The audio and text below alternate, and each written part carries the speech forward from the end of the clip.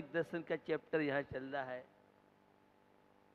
और विगत दिनों से आप सुन रहे हो आस्था, विश्वास, समर्पण, मानवीयता, नैतिकता, जहाँ सम्यक दर्शन का व्यवहारिक पहलू है,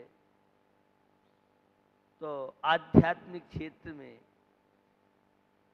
सच्चे देव शास्त्र गुरु में आस्था, शरीर अलग है, आत्मा अलग है, ये वेद विज्ञान हमें अपने आत्म वैभव की अभिव्यक्ति में माध्यम कार्ड बन सकता है। कल चर्चा की थी निकांक्षित अंग की, इंद्रियजन्य जो सुख हैं ये पराधीन है, वो आत्मिक सुख वह स्वाधीन। विलासता भरी जिंदगी में अनेकों चुनौतियां हैं और कैसे जीवन में आंशिक शांति प्राप्त कर सकते हैं, उसके लिए हमारे चारों अनुयोग के धर्म ग्रंथ माध्यम कारण बनते हैं। तो यह है दुखों के कारण है, इंद्रियजन्य विषय, पाप के बीज हैं, अंतराल बीच में पड़ता है, इसलिए इंद्रिय सुख को हमारी भारतीय संस्कृति में सुख नहीं माना है, यह क्षणिक सुख है। शाश्वत सुख तो हमारे पास है। सुख हमारी आत्मा का स्वभाव है और क्रोध है, व्यसन है, पापाचार है, दुर्भावना है, ये सब विकार हैं। उसी चर्चा को आगे बढ़ाते हुए 8 अंग बड़े महत्वपूर्ण हैं और सम्यक दर्शन की भूमिका में प्रसम, संवेग, अनुकंपा, आस्तिक्य बड़े महत्वपूर्ण हैं, जिसकी जितनी कषाएं मंद होंगी वह उतना प्रशम भाव को अभिव्यक्त करेगा और तन की स्वस्थता के साथ आत्मा को स्वस्थ बनाने में माध्यम कारण बन सकता है। संवेग संसार के दुखों से भय और धर्म के कार्यों में रुचि, इंटरेस्ट। शुभ कार्यों में उत्साह नहीं होना यह प्रमाद कहलाता है और प्रमाद सबसे बड़ा शत्रु माना जाता है। सबसे बड़ी हिंसा है तो प्रमाद है। प्रमाद पूर्वक जो भी आप कार्य कर रही हैं वो हिंसा कहलाएगी और सावधानी पूर्वक कार्य कर रही हैं वो अहिंसा कहलाएगी। तो शुभ कार्यों में उत्साह नहीं होना यह है, प्रमाद है। वो सबसे बड़ा शत्रु कोई विश्व में है तो हमारे जीवन शत्रु प्रमाद है। इसलिए साधु हमेशा जागरूक रहता है। सम्यक दृष्टि, अध्यात्म प्रेमी, धर्मात्मा प्रत्येक क्षण जागरूक रहता है। कब किसका किस क्षण क्या हो जाए एक क्षण का भरोसा नहीं है, इसलिए प्रत्येक क्षण आप जागरूक रहें। मोह नींद के जो जगबासी घूमे सदा, कर्म चोर चहुओर सर्वस लूटे सुध नहीं। मोह के चक्कर में व्यक्ति अपने आप को भूला हुआ है, यह मेरा है वह मेरा है। भैया शरीर ही तेरा नहीं है तो और तेरे से भिन्न पदार्थ तेरे कैसे हो सकते हैं। यह जब समझ में आता है तो संवेग भावना, अनुकंपा, संसार के सब प्राणियों के प्रति दया भावना बड़ा महत्वपूर्ण है। मोक्ष मार्ग में आत्मा के प्रति दया तो निश्चय से है और व्यवहार ने से किसी भी प्राणी को मेरे द्वारा कष्ट न, दुख न पहुंचे, ऐसा करुणा का स्रोत जिनके जीवन में बहता है वे अद्भुत शांति का अनुभव करते हैं। तो यह है न जीवन में मिला है अनुकंपा, सब प्राणियों के प्रति सद्भावना, सब सुखी हो जाएं, कोई संसार में दुखी नहीं रहे, ये भावना जो भाते हैं वे तीर्थंकर प्रकृति का भी बंद कर सकती हैं। इसलिए हमें पवित्र भावना और आस्तिक्य, पुण्य पाप में विश्वास, स्वर्ग और नरक में विश्वास, सद्कार्यों के प्रति उत्साहित होना तो आस्तिक्य भाव है। आत्मा अजर अमर शाश्वत है और शरीर तो नश्वर क्षण भंगुर है। पुण्य पाप का फल व्यक्ति को भोगना पड़ेगा। कोई किसी के पुण्य पाप में बंटवारा नहीं कर सकता है। अपने अपने भाग का निर्माता यह स्वयं प्राणी है। निर्विचिकित्सा अंग की चर्चा यहाँ चल रही है। विचिकित्सा दोष कहलाता है। जो गिलानी करेगा वह कभी जीवन में शांति प्राप्त नहीं कर सकता है, वह वैयावृत्ति नहीं कर सकता है, सेवा नहीं कर सकता है। तो हमारे यहाँ तीसरा अंग है निर्विचिकित्सा अंग। पहले अंग निसंकित में तो अंजन चोर प्रसिद्ध हुए, सभी कहानी जानते हैं।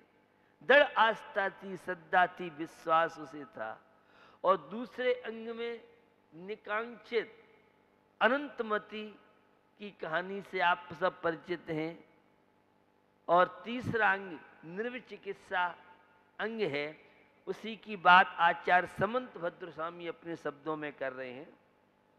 स्वभाव तो सुचौकाए रत्नत्रय पवित्र ते, निर्जुगुप्सा गुण प्रीतिर मता निर्विचिकित्सता। ये शरीर अत्यंत अपवित्र है। निरंतर नव द्वारों से मल झरता रहता है। आप छेढाला में पढ़ते हैं, पल रुद्र राध मल थैली की कस बसादित मेली, नव द्वार बहे गिनकारी अस देह करे किमयारी। आज हर व्यक्ति शरीर के श्रृंगार में लगा रहता है। शरीर की आप बहुत चिंता करते हैं, शरीर का बहुत ध्यान रखते हैं, लेकिन इस शरीर की कीमत किससे आपने समझा? आत्मा से है। जब तक चैतन्य है, आत्मा है, तब तक तो सब प्रीति करते हैं।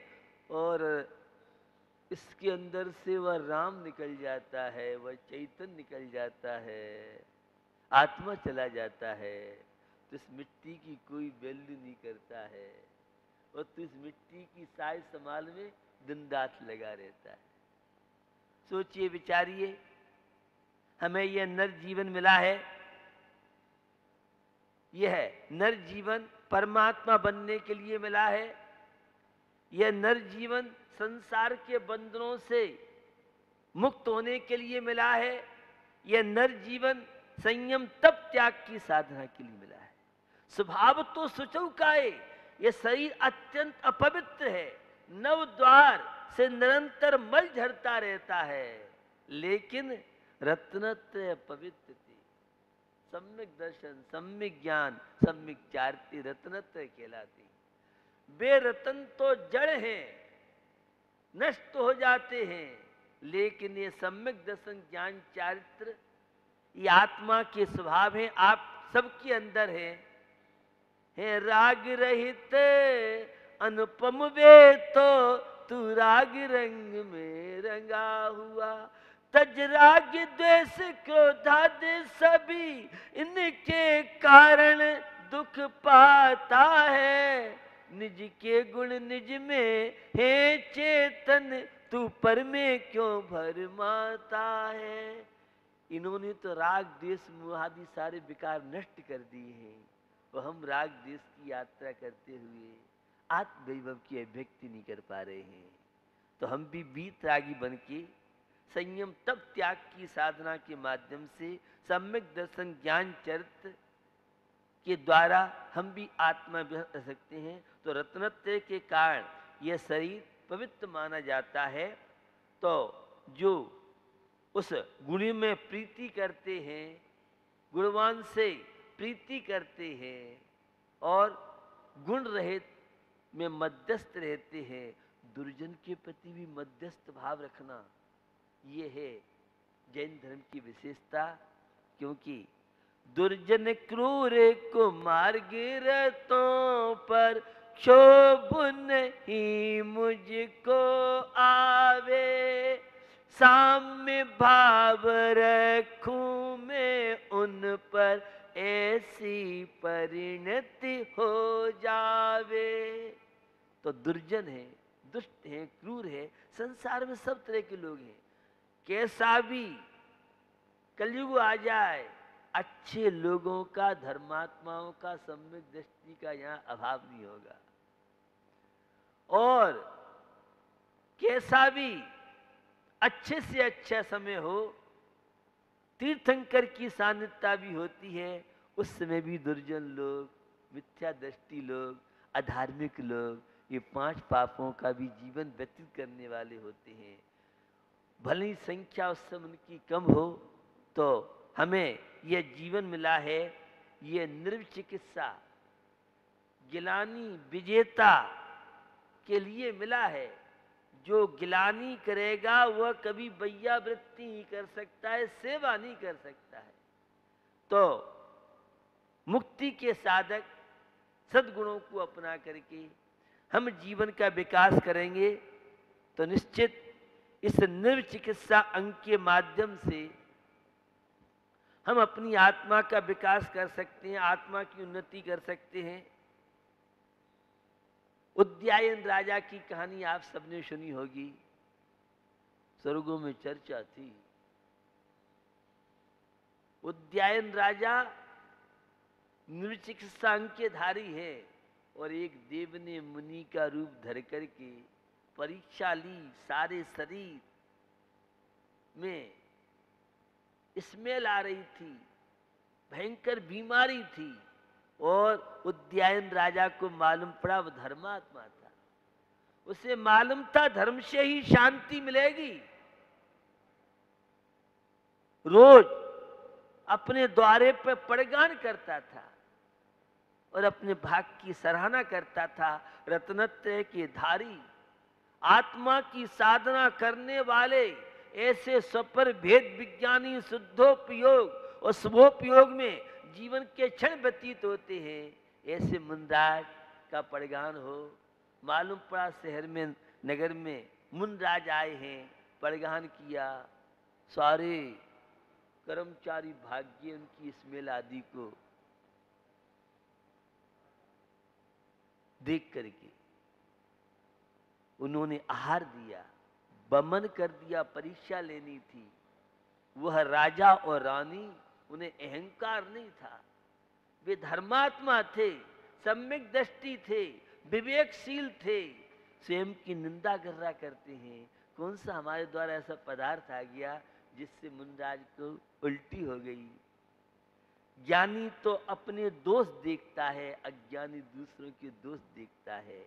बहिरात्मा जिसकी दृष्टि बाहर हो, अंतरात्मा जो आत्मनिरीक्षण करता रहता है। बंधुओं, निंदा कर रहा पश्चाताप राजा ने किया और वह देव ने अपना वास्तु रूप रखा। जैसा हमने स्वर्गों में आपकी प्रशंसा सुनी, हमने आपको वैसा पाया। धन्य है राजन, इतनी विषमता के बीच में और आप अपने कर्तव्य का पालन कर रहे हैं। तो निश्चित निर्चिकित्सा अंग हमें रोगी, दुखी अथवा विपत्तियों के शिकार वाले प्राणियों से कभी भी गिलानी नहीं करना चाहिए। क्योंकि असाता वेदनी का कब किसका कैसा उदय आ जाए, हमें निरंतर जागरूकता का परिचय देते हुए आत्म कल्याण को उद्यम बढ़ाना चाहिए। आज व्यक्ति बहुत जल्दी निराश हो जाता है और निराशावादियों के लिए ये मंदिर, ये धार्मिक आयतन, ये तीर्थ क्षेत्र विश्वास के कारण बन सकते हैं, विल पावर बढ़ाने के लिए माध्यम बन सकते हैं।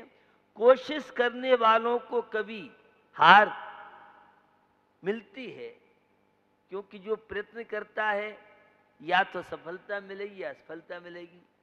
आप गुजरात के चुनाव का प्रसंग देख रहे हैं, कौन जीतेगा कौन हारेगा अलग है, लेकिन किस तरह से जो जिस पार्टी का समर्थक है वो अपने अपने दाव पेच खेलता है। राजनीति बड़ी विचित्र है। मुझे ऐसा लगता है राजनीति भी समय सार का काम, धर्मग्रंथ काम कर सकती है। जरा से पद लिप्सा के लिए आदमी क्या क्या नहीं करता है। अच्छे अच्छे नेताओं की ड्यूटी गुजरात में लगी, एक और राहुल का है तो एक और मोदी का है। ये क्षणिक पदों के लिए आदमी क्या क्या प्रयास नहीं करता है, और शाश्वत जो पद है, अरे ऐसा पद प्राप्त करो जो सीट कोई छुड़ा नहीं सके, और वह तो पद है निकल परमात्मा सिद्ध परमेष्टि बनना। यही वास्तव में जीवन का सार है। तो कोशिश करने वालों को कभी हार मिलती है तो कभी जीत मिलती है। व्यापार में निरंतर अनुकूलताएं प्रतिकूलताएं, खूब व्यापार चलता है कभी बिल्कुल नहीं चलता है। तो कोई स्टूडेंट कोशिश करता है और कम नंबर आए, सफलता नहीं मिले, तो भी उसे कभी भी अधीर नहीं होना चाहिए।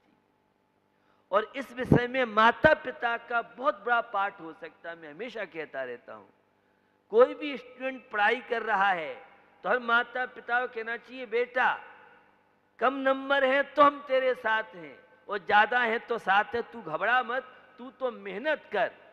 अगर इतना संबल आप अपनी संतान को दे दोगे तो कोई अप्रिय घटना उनके जीवन में नहीं घटेगी। क्योंकि आज एजुकेशन की स्थिति बड़ी गंभीर है।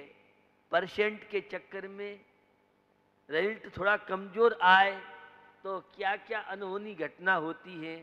आप रोज प्रिंट मीडिया इलेक्ट्रॉनिक मीडिया पढ़ते हैं तो कोशिश करने वाले कभी हार भी होती है कभी जीत भी होती है, पर कोशिश न करने वालों को तो केवल हार ही हाथ लगती है। अरे हमने कोई संकल्प लिया, मंदिर जाने का नियम लिया, अन्य कोई हमने नियम लिए हैं, तो जो नियम लेगा हो सकता है टूट भी सकता है, लेकिन जिस समय उसने नियम लिया दृढ़ता के साथ और अशुभ कर्म की वजह में टूट भी जाए तो नियम भंग होने के डर से नियम नहीं लेना, ये तो बहुत बड़ी कमजोरी है। इसलिए जो चढ़ेगा वही तो गिरेगा।